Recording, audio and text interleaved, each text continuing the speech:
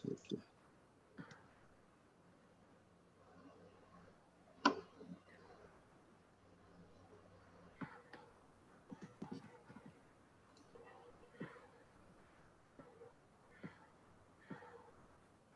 Pode ir. Oi. Estamos já transmitindo aqui. Primeiramente, eu gostaria de desejar boa noite a todos que estão aqui nos assistindo. Meu nome é Rodrigo. Eu, junto com a Maria Eduarda, nós somos coordenadores do Núcleo Jovem de Arbitragem da ESA, a Escola Superior de Advocacia da OAB do Rio de Janeiro. Nós já tivemos uma palestra recentemente com o professor Pedro Batista Martins, que foi a palestra de inauguração e do começo dos trabalhos do núcleo, em que ele discorreu um pouco sobre o Instituto da Arbitragem. E hoje é com muita felicidade que a gente está hoje aqui reunido.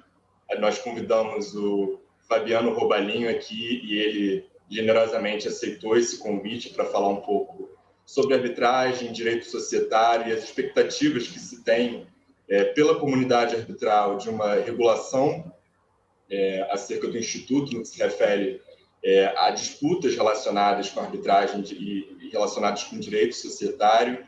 E essa primeira palestra, essa primeira live, ela é o início de um projeto, dentre outros que estamos ainda avaliando internamente, para fazer com que, tendo um público-alvo de jovens graduandos em Direito, nós somos estudantes graduandos de Direito na Universidade Federal do Rio de Janeiro, e é justamente ter esse objetivo de buscar debates envolvendo o Instituto da Arbitragem, que é sempre bom ressaltar que é um instituto, é uma técnica, mas que não é um direito material propriamente dito, de modo que ele sempre está se entrelaçando com diversas áreas do direito.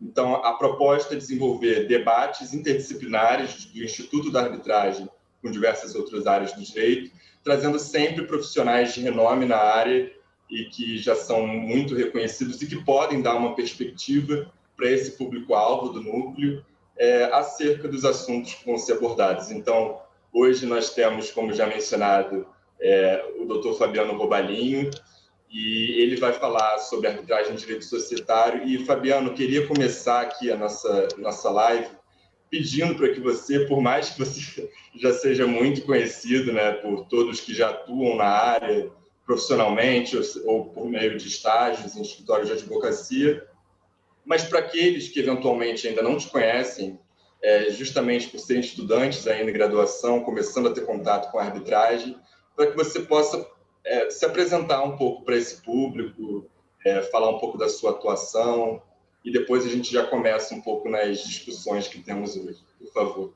a palavra é sua.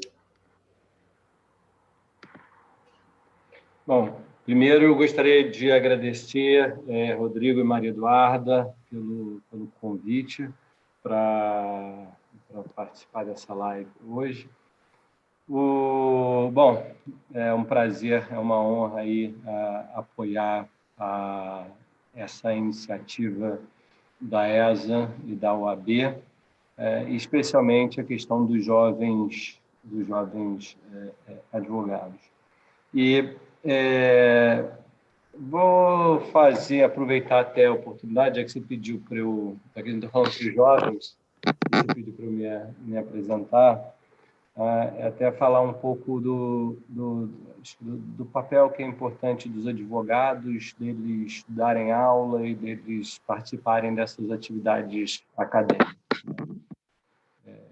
Eu sou carioca, sou formado pela PUC do Rio, me formei em 1997, e desde 1994 eu comecei a estagiar no Escritório Sérgio Bermudes.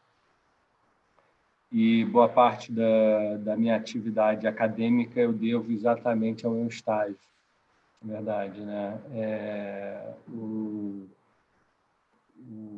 Sérgio, o fundador do escritório, obviamente, o Sérgio Bermudes, ele, mais do que um advogado, mais do que um grande processualista, ele é um grande professor. Ele é o professor acima de tudo. Ele é e ele é professor em todas as acepções. Ele é generoso com o tempo dele, ele para explicar qualquer coisa para qualquer estudante, para qualquer estagiário, para qualquer advogado jovem. E, em razão dessa característica, dessa qualidade que ele tem, ele sempre estimulou muito os sócios do escritório a seguirem uma carreira acadêmica. Em razão disso, eu fui fazer mestrado nos Estados Unidos. Eu fiz, em 1999, um mestrado na Universidade de Harvard, em métodos alternativos de resolução de disputa. Na época, não existia ainda uma prática no Brasil da utilização de métodos alternativos de resolução de disputa. E a lei de arbitragem tinha acabado de entrar em vigor em 1996, no final de 96. Ainda estava discussão no Supremo Tribunal Federal quanto à constitucionalidade de alguns dispositivos da lei de arbitragem. Então, a prática aqui no Brasil não existia. E aí, por isso, eu fui fazer esse mestrado em Harvard sobre esse tema. E assim que eu voltei, eu comecei a dar aula, comecei inicialmente na PUC, e depois passei a dar aula na FGV, logo que a faculdade começou, a Escola de Direito da FGV começou. Eu comecei a dar aula desde a primeira turma lá, primeiro em Direito Internacional Privado e depois de Arbitragem. E tudo isso realmente foi sempre muito estimulado e muito apoiado pelo próprio Sérgio Bermudes, que é, acima de tudo, um professor. Então, para os jovens que estão começando a vida, seja estagiários ou jovens advogados, sempre perguntarem para vocês qual é o melhor estágio, onde vocês deveriam estagiar. O melhor estágio, o melhor lugar para vocês estagiarem é sempre com alguém que vai estimular vocês a crescerem, estimular a carreira de vocês, seja profissional, seja acadêmica, seja qual for lá. Então, eu dei muita sorte e espero que vocês também deem a sorte de ter a oportunidade de trabalhar com alguém que estimula o crescimento profissional e o crescimento acadêmico. Então, é isso. Acho que, basicamente, essa é a minha apresentação. Assim que esse é o meu currículo. Hoje em dia, até hoje, eu dou aula na FGV, continuo dando aula e continuo ainda no escritório, atuando como advogado. E aí vem essa provocação que o Rodrigo colocou. Não sei como é que você quer fazer, Rodrigo. Vocês querem fazendo perguntas, suscitando os temas, ou eu vou falando de uma vez? Como é que você quer fazer? Então, a proposta aqui, obrigado pela apresentação, Fabiano. Vou explicar um pouco como é a proposta das nossas lives para quem está nos assistindo. Nós vamos fazer algumas provocações para o Fabiano, ele vai responder, ele vai alocar o tempo que ele desejar necessário, não devemos nos estender mais do que 45 minutos. E, no final, nós vamos abrir espaço para perguntas que vocês podem deixar no chat do YouTube, e aí nós vamos compartilhar aqui algumas perguntas dentro do tempo que couber para fazer para o Fabiano. Então, vai ser basicamente nesse sentido. Nós vamos fazer algumas provocações e você vai endereçando do modo que achar mais apropriado e no tempo que entender que seja melhor, né? Porque algumas questões talvez demandem mais tempo do que outras. Mas é basicamente isso. São todos advogados já, né, Rodrigo? Não, nós dois somos estudantes de graduação. Tá. Eu estou mais para o final, prestes a se formar. Duda já está mais na metade do curso. Eu vou aproveitar para me apresentar. Eu não consegui me apresentar. Primeiro, eu gostaria de agradecer pela presença do Fabiano aqui, a presença de todos que estamos assistindo. Eu sou a Maria Eduarda Pintado e também sou estudante de Direito, junto com o Rodrigo, lá na UFRJ. Eu estou na metade da faculdade ainda, ele já está um pouco mais avançado. Mas a ideia é exatamente que o núcleo jovem seja composto por estudantes de Direito, porque essa é a função mesmo das nossas lives, é atrair o estudante para o estudo da arbitragem e, enfim, para que a gente possa formar a nova geração de arbitralistas. Obrigado, Duda.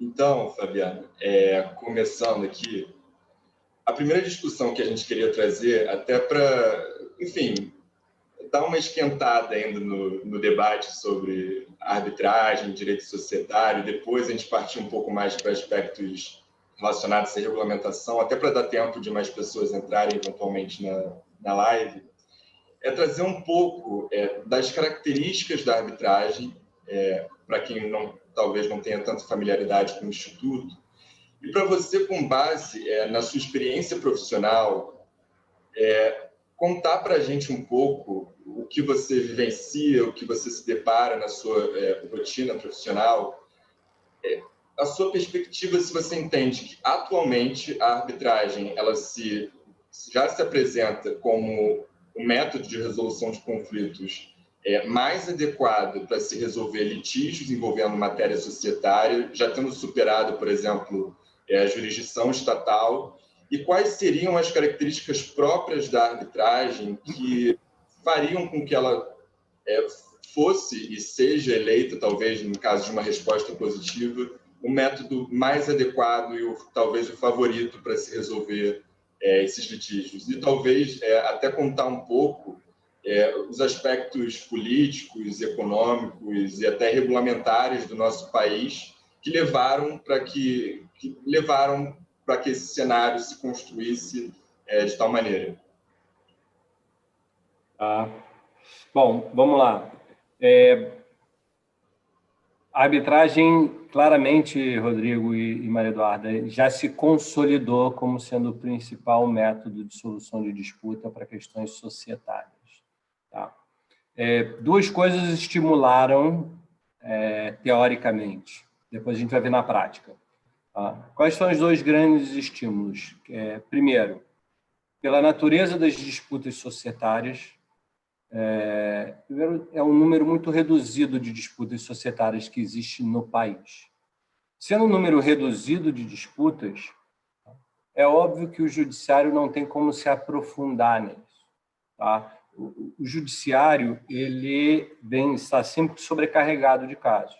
Então, os juízes, por melhores que sejam, por mais esforçados que sejam, mesmo os juízes mais dedicados, por uma questão de necessidade, ele estuda o que está na pilha do dia. E o que está na pilha do dia e que entra na pilha todo dia não é a disputa societária, não é a realidade do judiciário brasileiro. É a questão de locação, é a questão de execução, é o dano moral, são as questões de contratos. Isso é o dia a dia do juiz. A disputa societária, ela é isso aqui dentro do todo. Então, não faz sentido nenhum os juízes, não faz sentido nenhum, não é um estímulo muito grande que os juízes eles se aprofundem em estudo nas questões de direito societário. Várias capitais brasileiras criaram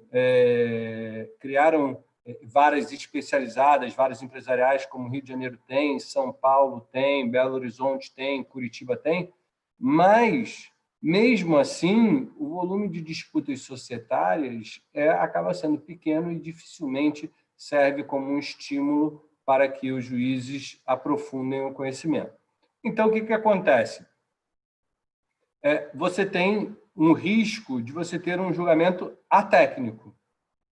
Ainda que você tenha várias especializadas, os tribunais normalmente não são especializados. Então, você tem uma disputa societária que é submetida a uma vara empresarial, mas depois o recurso acaba indo para uma outra Câmara, por um desembargador, que, sem nenhum demérito à matéria, passou a vida inteira trabalhando com família, com consumidor, com sucessões. Então, não adianta você achar que você vai ter um julgamento técnico dessas questões pelo Poder Judiciário. Tá?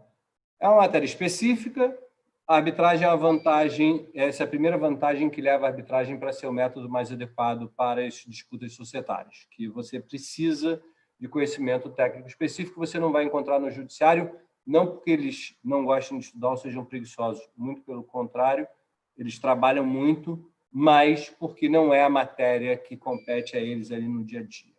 Então, esse é o primeiro ponto. O segundo ponto é que, nas sociedades anônimas, no direito societário, a resposta precisa ser rápida. As decisões nos processos precisam ser tomadas de forma muito rápida. Por quê? Porque se você vai tentar anular uma assembleia de acionistas, os acionistas vão trocando diariamente na Bolsa de Valores. Então, você não pode ter uma disputa que se prolonga ao longo de 10 anos. É inviável. Isso tem um efeito muito ruim no mercado de capitais.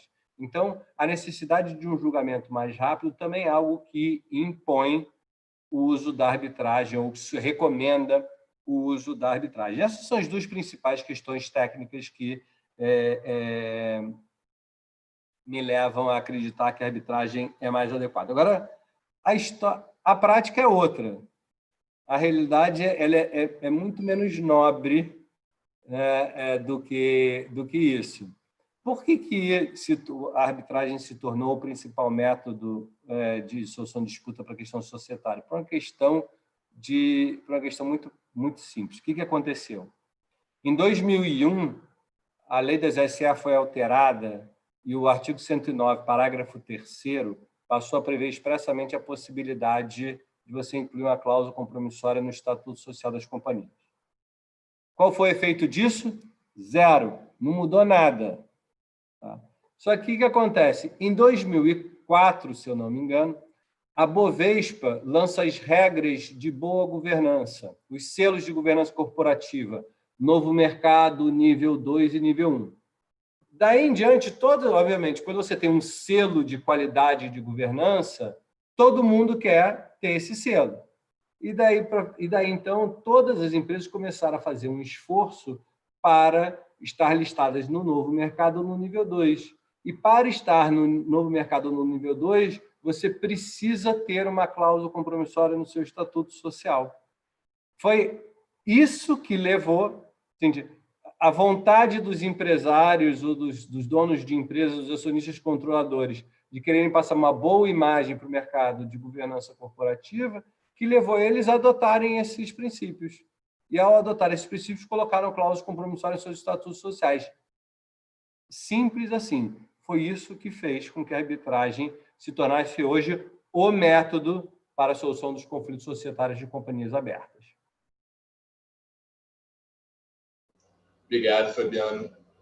Pegando um pouco do gancho dessa primeira discussão, como bem mencionado, a gente está diante de litígios que, na sua maioria, envolvem sociedades de capital aberto, e com isso, às vezes, a gente vai lidar com grupos econômicos, diversos grupos de acionistas, ou seja, múltiplas partes, interesses, muitas vezes, de natureza coletiva. Então, os litígios societários, mais precisamente quando a gente está tratando de arbitragem, muitas vezes surgem problemas procedimentais que, inclusive, trouxe o motivo, o tema dessa live, no que se refere à regulamentação, que não foram previstos, como nunca são, quando você promulga uma lei, quando as câmaras, por exemplo, elas redigem seus regulamentos. Esses problemas eles vêm com a prática e depois que começa a se pensar numa solução para esses problemas. De acordo com a sua vivência, novamente, profissional, eu queria que você falasse um pouco, não precisa falar de todos, porque são diversas as problemáticas que podem surgir no que se refere a questões procedimentais envolvendo litígios de matéria societária, mas trazer um pouco e pincelar um pouco dos que você vê com mais recorrência na sua vida profissional de surgirem arbitragens, no que se refere a essas problemáticas. Entendi. Rodrigo, você tem razão, agora estão surgindo bons problemas, em razão do sucesso da arbitragem, do uso da arbitragem, estão surgindo problemas.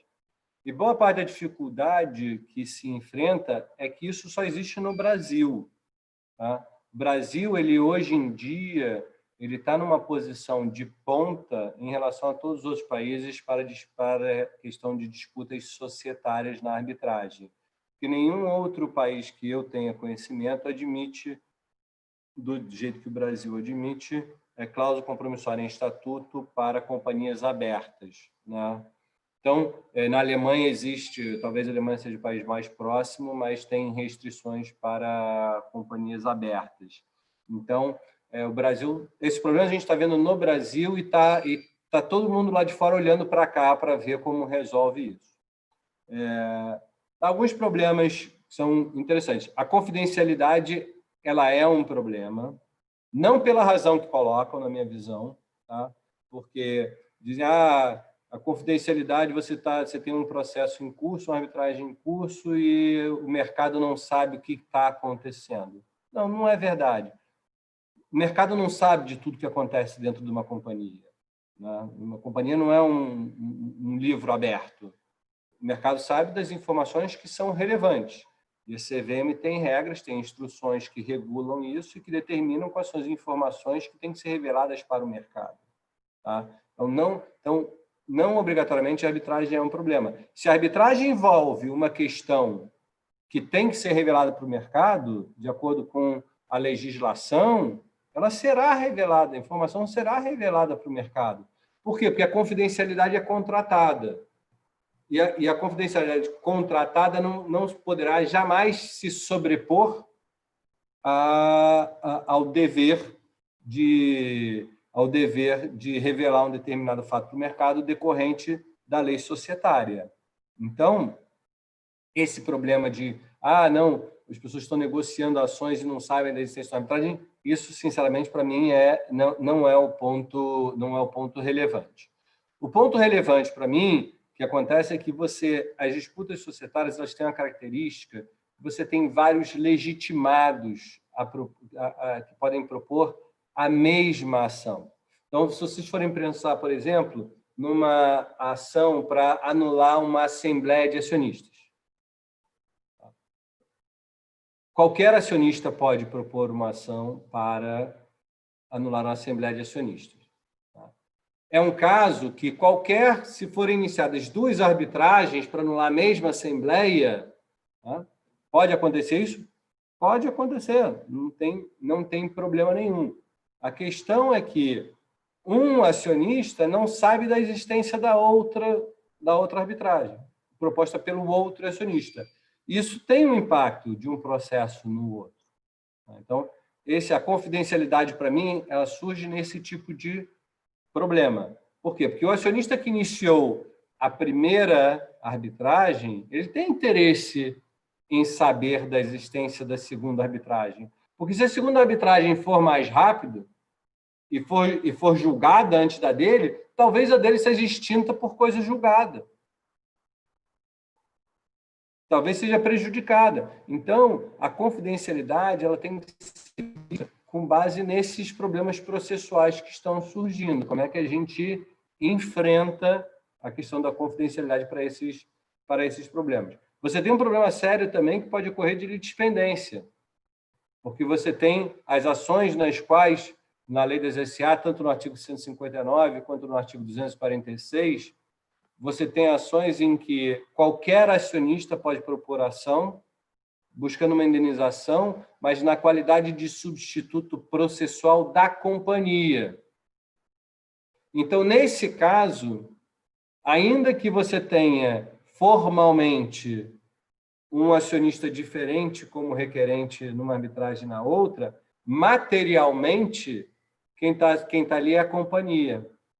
Então, nesse caso, se você for examinar a relação material e não formal, você tem, sim, a presença dos três elementos da litispendência. Você tem as mesmas partes, o mesmo pedido e a mesma causa de pedir. Então, nesse caso, você pode ter litispendência. E aí, de novo, a confidencialidade impede que um acionista saiba da existência da outra.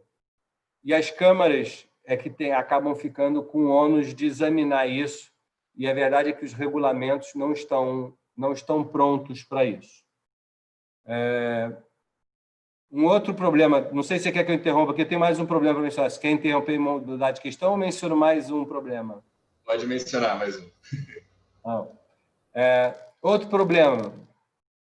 Os regulamentos das câmaras normalmente só prevêem a possibilidade de um terceiro ingressar numa arbitragem que já existe até a assinatura do termo de arbitragem. Agora, peguemos o exemplo da ação anulatória da Assembleia de Acionistas. Qualquer outro acionista tem interesse em figurar nessa arbitragem.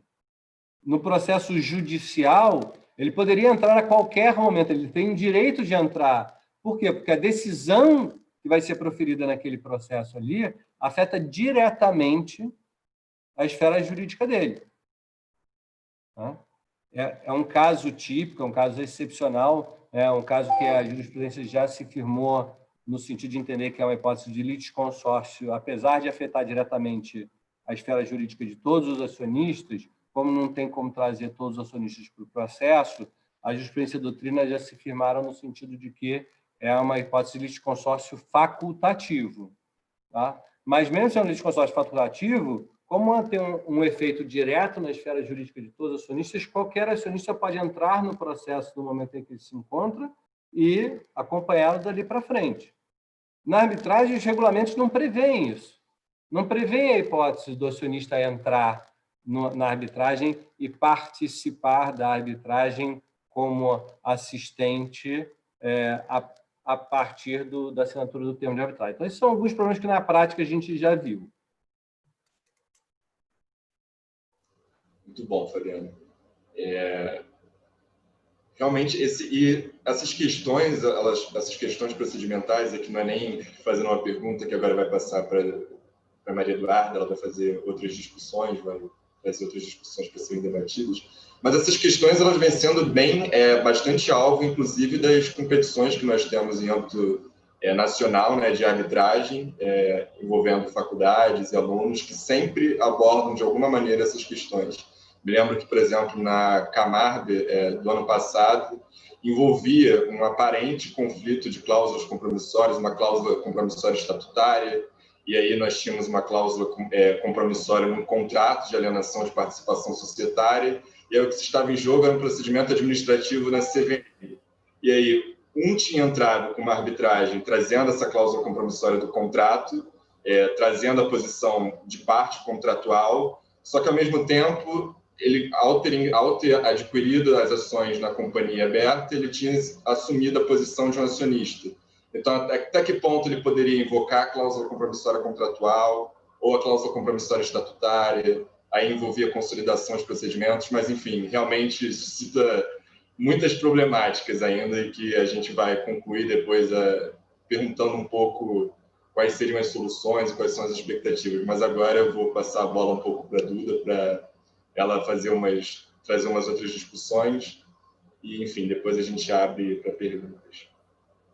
Bom, eu vou trocar um pouco o foco do que a gente está debatendo aqui. A gente falou um pouco da questão procedimental, mas eu queria também saber um pouco sobre a questão negocial.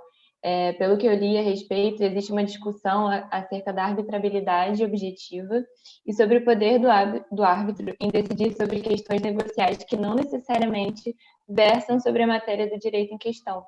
Eu queria saber, Fabiano, na sua perspectiva, se você enxerga que cabe ao árbitro, como uma forma até de preservar a sociedade em algumas questões, julgar essas questões negociais e também, pelo que eu li um pouco a respeito, muito do entendimento a respeito dessa arbitrabilidade objetiva é muito mais doutrinária do que uma regulamentação em si. Você entenderia que se tivesse uma regulamentação a respeito dessa questão, se isso se tornaria mais claro e mais eficaz para as decisões atinentes à natureza negocial.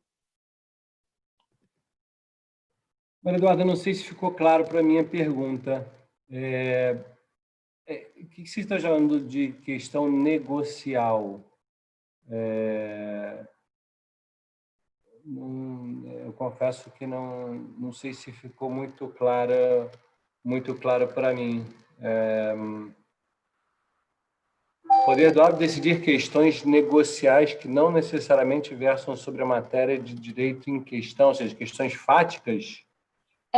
Eu trago um exemplo aqui. Uma discussão entre os acionistas a respeito de investimentos adicionais necessários para o desenvolvimento da atividade social. Não sei se agora fica melhor, se você entende um pouco Não, melhor. acho que o exemplo fica mais claro. Eu tenho uma preocupação muito grande, e aí eu sempre menciono isso nas minhas aulas lá na FGV, né? O que vocês têm que ter presente é o seguinte: a lei ela equiparou o árbitro a juiz. Ela equipara no artigo 18, quando fala que o árbitro é juiz de fato e de direito. Equipara no 17, quando considera que ele é funcionário público para fins da lei penal. Equipara no 31, quando estabelece que a sentença que ele profere constitui título executivo, faz coisa julgada, né? Então, a lei equipara em todos os sentidos o árbitro ao juiz. Uma coisa que é muito boa para a gente, né? Um lado que é muito importante para o desenvolvimento da arbitragem, mostrar que o árbitro tem essa força, esse poder. Então, o árbitro, ele tem com isso, ele tem todos os poderes que um juiz tem. Ele é igualzinho a um juiz. O único poder que ele não tem é a coércio, né? Que é o poder de coagir a parte a cumprir. Ele não conta com o aparato estatal, ele não tem como pegar um bem, fazer vender um bem, ele não tem como mandar o oficial de justiça na casa da testemunha para conduzir a testemunha. O árbitro só não tem esse poder de coércio. O resto tudo ele tem. Então, eu acho que com todas as questões, a gente tem que sempre levar em consideração isso. Se é algo que o juiz pode julgar, o árbitro também pode julgar. E não é que existe é inconveniente o árbitro julgar isso. Não, não é. Não é. É tão inconveniente quanto o juiz julgar. Mas, em determinados momentos, quando a sociedade, quando duas pessoas da sociedade não são capazes de chegar a uma composição, alguém tem que julgar por eles, seja o que for, seja o árbitro, seja o juiz. Então, em termos, não faz diferença se é o árbitro ou o juiz. Pode ter uma questão que é incômoda para um árbitro ou para um juiz se imiscuir? Pode. Sem dúvida nenhuma. Tem determinadas decisões que os árbitros ou juízes, julgadores de uma forma geral, ficam numa saia justa muito grande, porque eles têm que acabar tomando decisões que são quase que decisões de negócio, que não competiriam a eles. Mas é da vida, é do dever do julgador. E agora, talvez, Maria Eduarda, o ponto mais importante dessa minha resposta aqui é o seguinte: não fiquem fazendo diferenciação entre árbitro, já é inconveniente o árbitro fazer isso, ou não, eles são iguais. Então, assim, se é uma decisão difícil de ser tomada, é difícil para o árbitro, é difícil para o juiz.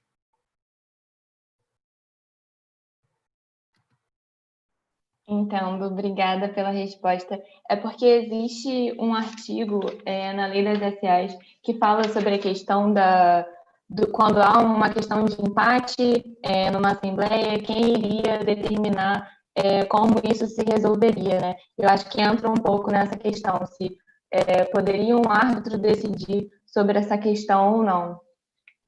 Poderia um juiz decidir? Exato, acaba entrando nessa questão também, novamente. Se pode um juiz decidir, pode um árbitro decidir, não tem a menor dúvida. Sim, entendo. E eu fico pensando um pouco também sobre a questão do conflito entre a vontade da maioria social e o direito de cada acionista de escolher a forma como quer solucionar seus conflitos. E aí entra um pouco até no artigo 109, parágrafo 3º que você trouxe, sobre a questão de poder solucionar os conflitos por meio da arbitragem. Se você entenderia que haveria alguma vinculação entre os acionistas em caso de discordância se eles poderiam discordar do estatuto social ou não, ou se eles deveriam cumprir, assim, você falou sobre a não coercitividade por parte do árbitro, mas teria a possibilidade do acionista decidir de uma determinada forma, distinta do que prevê o Estatuto Social. Essa é uma discussão já bem antiga, né? Logo que o 109, parágrafo 3º, entrou em vigor, surgiu exatamente essa discussão, tá? Quais acionistas que estariam vinculados, e aí acho que o teu ponto vamos levando assim para o extremo, né? Seria o caso, mas são várias possibilidades. Tem um acionista que não compareceu, né? Tem o que compareceu e se absteve, mas tem o que votou contra a inclusão da cláusula compromissória no estatuto, né? O que realmente deu uma manifestação de vontade de que não quer submeter litígios com a sociedade à arbitragem, né? Aí isso gerou, obviamente, várias discussões na época. Você tinha o Modesto Carvalhosa, que é o principal... É curioso, né? Ele é o principal defensor de dizer que os acionistas não estavam vinculados à cláusula do estatuto e, hoje em dia, é o principal usuário desse tipo de arbitragem, né? Como a vida é irônica, às vezes.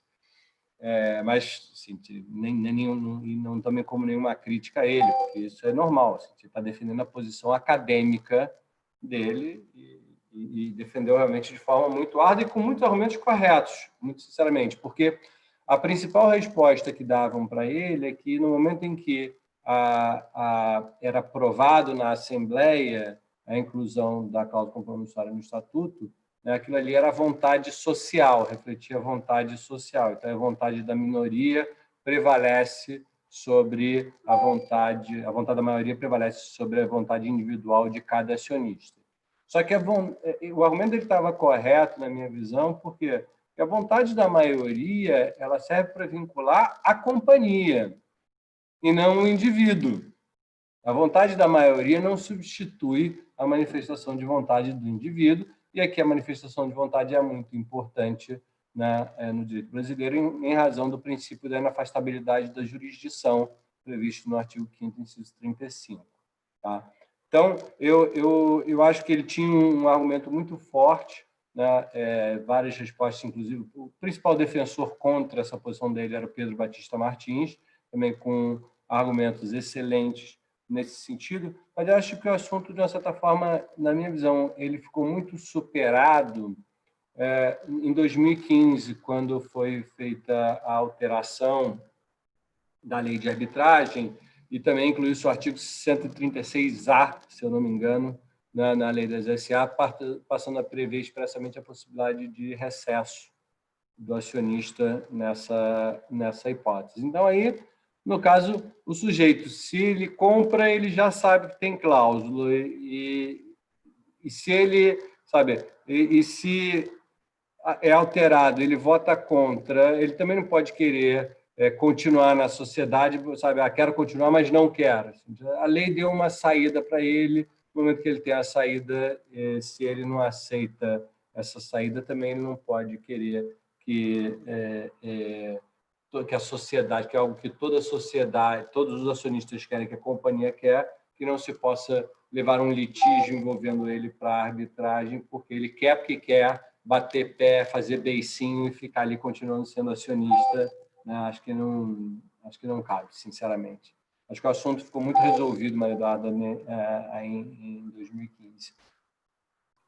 Entendo. Eu vi algumas discussões e uma que me marcou um pouco e que vai até de encontro em como você começou a sua fala, foi um autor que falou que não se pode imputar o mesmo tratamento jurídico que se dá à cláusula de arbitragem e às outras cláusulas do Estatuto Social, por conta do caráter mandatório dele, e exatamente pensando nessa questão da autonomia da vontade das partes, que é um princípio tão caro à arbitragem. Mas foi como você falou, né? Essa questão acaba ficando superada depois que vem a alteração em 2015. Obrigada. E são poucas, e cá entre nós, são poucas, é uma questão que é difícil, isso já até foi ventilado em alguns processos, tá? Essa questão da validade dessa cláusula, isso está em discussão no Poder Judiciário, mas, no fundo, as disputas societárias que existem no Brasil, normalmente elas envolvem grandes acionistas, né? Então, acionistas institucionais, então, não dificilmente um acionista entra com uma disputa societária. Por isso também é muito difícil que, na prática, isso venha a gerar... A discussão acaba ficando muito mais acadêmica do que prática.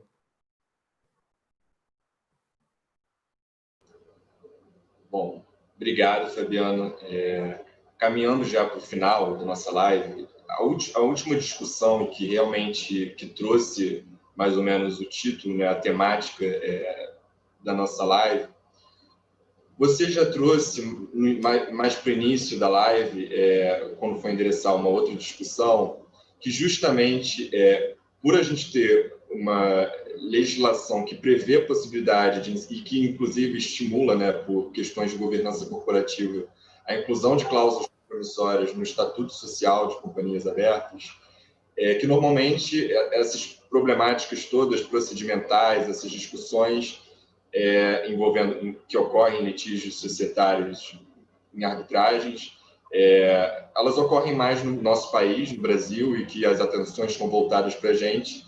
Mas se você identifica que, em relação a algum país específico que tem alguma regulamentação, e aqui eu digo de regulamentação tanto em âmbito do próprio governo em si, mas também regulamentação por câmaras arbitrais internacionais, que talvez estejam à frente de câmaras nacionais ou que talvez tenham pensado em coisas que precisam ser pensadas melhor aqui no âmbito nacional, por exemplo, em termos da problemática da confidencialidade que você trouxe, o fato de talvez a gente não ter class actions aqui no âmbito nacional, comparado com os Estados Unidos, a título de exemplo. Mas se você vê que tem essa falha em comparação com alguma outra jurisdição, que você tem alguma familiaridade, que você gostaria de trazer aqui para matar a curiosidade, talvez, de quem esteja assistindo, e como que se dá essa expectativa por parte da comunidade arbitral? Você consegue ver assim, a movimentação por parte das câmaras, por exemplo, em âmbito nacional? Uhum.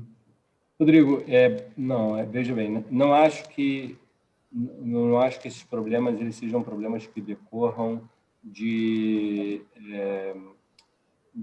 defeitos nos regulamentos das câmaras brasileiras, tá? Não atribuo a isso. São questões, não acho que outras câmaras, eu desconheço que outras câmaras no exterior estejam mais à frente do que as câmaras brasileiras. Até porque, como esse problema não se coloca no exterior, acaba que o problema está surgindo aqui, na prática a gente está avançando, né, estamos na frente dos demais. Então, pelo contrário, acho que as pessoas estão olhando para cá. Ano passado eu estive em Portugal, em Coimbra, fazendo uma palestra sobre isso, e os portugueses estavam encantados com o assunto, porque estavam exatamente discutindo um projeto de lei sobre o assunto e queriam saber, estavam super interessados para saber da nossa prática aqui. E as câmaras estão reacionando muito bem, elas estão reagindo muito bem, elas estão já discutindo mudanças no regulamento para tentar cuidar desses pontos. Agora, não são questões fáceis de se resolver, porque são problemas, e não são problemas de arbitragem, são problemas de processo, porque esses problemas eles se repetem também, boa parte dos problemas, eles se repetem no Poder Judiciário, né? Essas questões, você ter litispendência ou a necessidade da reunião dos processos, né? Mesmo no judiciário, você não obrigatoriamente vai reunir os processos, né? A conexão é uma tentativa de você evitar decisões contraditórias, mas se esses processos estiverem em níveis, em instâncias diferentes, os processos não são reunidos. Então, são mecanismos que o processo tem para tentar resolver esse tipo de problema, mas que não garantem resolver esse tipo de problema. Então, são problemas que a arbitragem vai enfrentar e acho que a gente está indo muito bem, sinceramente. tinha uma segunda parte da pergunta que eu esqueci agora, que você tinha feito. Era isso, era a questão de como as câmeras estavam olhando isso. Não, era basicamente esse o foco da pergunta, assim, se em comparação em âmbito nacional, comparando com outras jurisdições, se você identifica falhas regulamentares ou até lacunas das câmaras, até por questões de diferença. Por exemplo, nós temos nos Estados Unidos as class actions. Então, era isso, exatamente, era isso. A outra questão era a referência que você fez às class actions. Veja bem, aí não é um problema de arbitragem, né? O Brasil tem uma deficiência de mecanismos eficazes para garantir que os acionistas prejudicados eles venham a ser devidamente ressarcidos pelos seus prejuízos, ou que as companhias sejam ressarcidas pelos acionistas controladores. Na minha visão, tem sim, tá? E acho que aí o melhor exemplo que a gente tem é da Petrobras, que, através da class action, os acionistas já foram indenizados nos Estados Unidos e os acionistas brasileiros ainda não foram indenizados. A lei é diferente, são leis diferentes, tem uma série de discussões, mas a verdade é que você tem poucas ações, poucos instrumentos que estimulam a indenização, que é a tomada de medidas para a indenização dos acionistas. Tá? E aí você vê o seguinte, o acionista pequeno ele não vai tomar o risco, tem que ser um acionista grande para tomar o risco. Se você não tem uma class action, que você tem um grupo de acionistas maiores que buscam, em nome de todo um grupo, aquela indenização, os pequenos não vão entrar. Não vão tomar uma medida, não vão assumir o custo, o recurso, eles não vão recuperar, eles vão vender a ação e vão realizar o prejuízo. Então, você precisa ter mecanismos nesse sentido.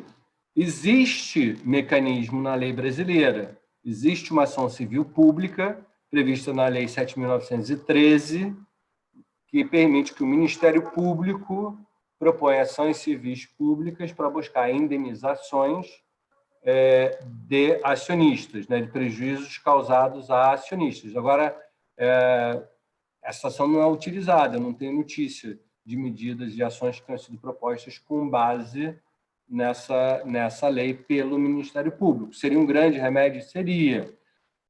Você aumentar a legitimidade para esse tipo de ação, além do Ministério Público, seria excelente também. Você ter uma medida, uma forma de que se você tivesse outros legitimados para buscar os danos dos acionistas de uma forma geral, sim, seria excelente.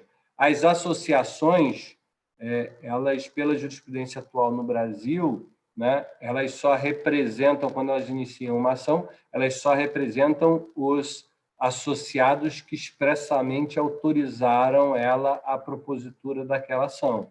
Então, você não representa o grupo como um todo, você só representa um grupo que te deu poder. E aí, entre associação ou você listar uma grande quantidade de requerentes numa arbitragem, acaba dando do mesmo, né? Então, você não tem, hoje em dia, mecanismo. Não existe. As pessoas falam, classe arbitragem, essas da Petrobras constituiriam uma arbitragem de classe. Não, gente, não tem arbitragem de classe no Brasil, tá? E o exemplo da Petrobras, o que você tem é um litisconsórcio ativo multitudinário. Você tem um monte de acionistas que são requerentes numa arbitragem. Isso não faz uma arbitragem de classe, tá? Então, no Brasil, eu não vejo como ter, hoje em dia, pela legislação atual, não dá para dizer que tem uma arbitragem de classe. Obrigado, Fabiano. Bom, a gente está se encaminhando para o final e não recebemos perguntas. Acho que a palestra foi satisfatória e clara ao ponto de não termos quaisquer dúvidas. Fabiano, se você quiser falar mais alguma coisa ou trazer algum outro assunto que não foi suscitado aqui.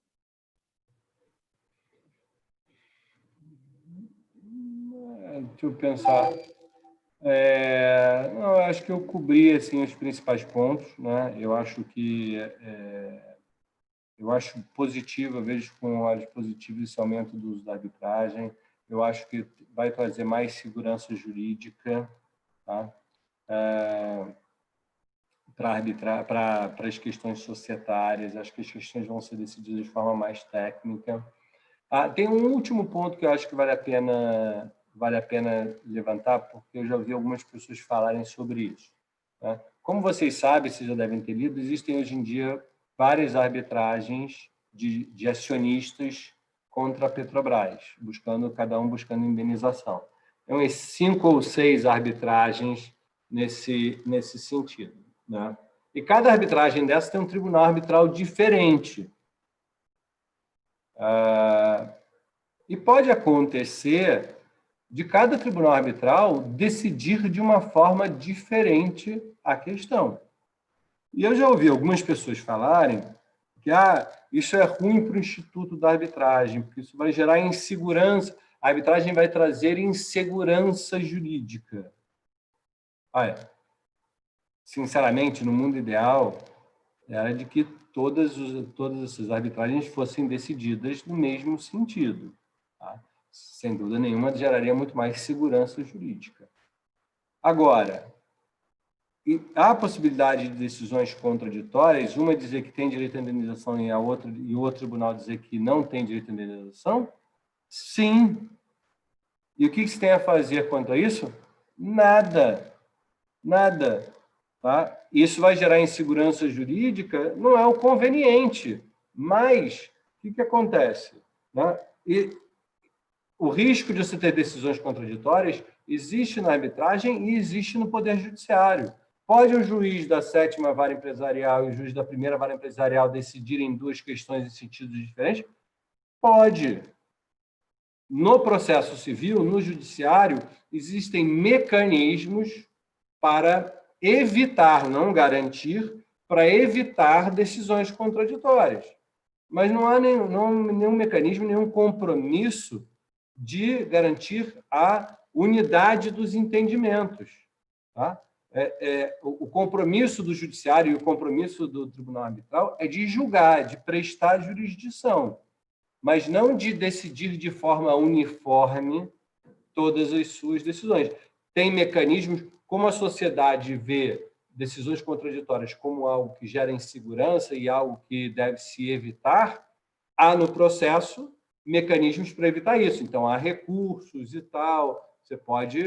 Tem formas de você tentar uniformizar a jurisprudência, inclusive no país todo. Agora, no momento em que você vai para a arbitragem, você abre mão desses mecanismos que existem no Poder Judiciário em troca de outros benefícios, em troca de uma decisão mais técnica, de uma decisão mais rápida e por aí vai. Então, é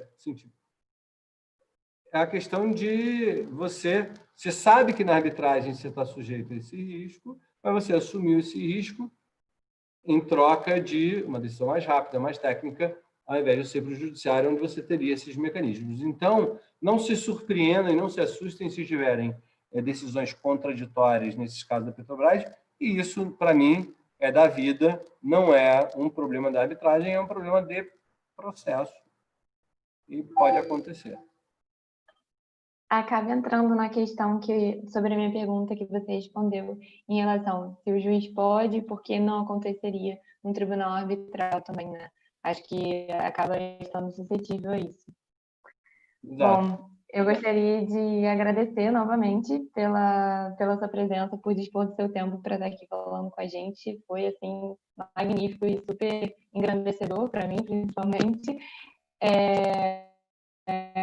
Gostaria de agradecer novamente a presença de todos que estão aqui e convidá-los para a nossa próxima live, que vai ser com a professora Fabiane Versosa, no dia 10 de dezembro, às 6 horas, e ela vai tratar sobre o tema de compliance, arbitragem e criptoativos e falar um pouco sobre aonde esses 3 universos se encontram. Então, aqueles que tiverem interesse, no dia 10, às 6 horas, a gente vai ter a presença da professora Fabiane Versosa. Muito obrigada. Eu recomendo que vocês assistam, porque vai ser excelente. Tá? Ela é excelente professora, né? E, sem dúvida nenhuma, fala muito bem, entende muito do assunto, então eu recomendo fortemente que vocês assistam. Eu não tenho... eu só não estou mencionando ninguém das pessoas que estão assistindo, eu não sei, não sei se tem alguma pessoa conhecida, mas é que eu não tenho como ver quem é que está. Não aparece para mim quem é que está aqui. Eu sei, por acaso, que a Fabiana Versosa está assistindo, porque ela me mandou uma mensagem aqui em paralelo, mas agora o elogio, ainda que presencialmente, né, ele é sincero. Não é só para agradá-la, não. Realmente, tenho certeza que vocês vão ver que a palestra vai ser muito boa. Agora, quanto às demais, eu não tenho como mencionar ninguém, porque eu não sei. Para mim, só aparece a Maria Eduarda, o Rodrigo e eu mesmo, mais ninguém. Só tem 3 participantes aqui para mim. Eu também não tenho como te falar, desculpa. Mas eu ia até mencionar que vocês são colegas na FGV, né? Exato. Então, já imaginava a proximidade. Bom, muito obrigado pelo convite mais uma vez, gente. A gente que agradece, Fabiano. Foi muito bom mesmo. Muito obrigado aí pela sua disponibilidade. Esperamos que tenhamos outras oportunidades de nos encontrarmos por aí, enfim, trocar mais experiências e conhecimento. Foi muito bom mesmo. Muito obrigado. Contem comigo. Sempre precisarem, eu faço com prazer. Muito obrigado. Muito obrigada. Boa noite. Tchau, gente. Boa noite.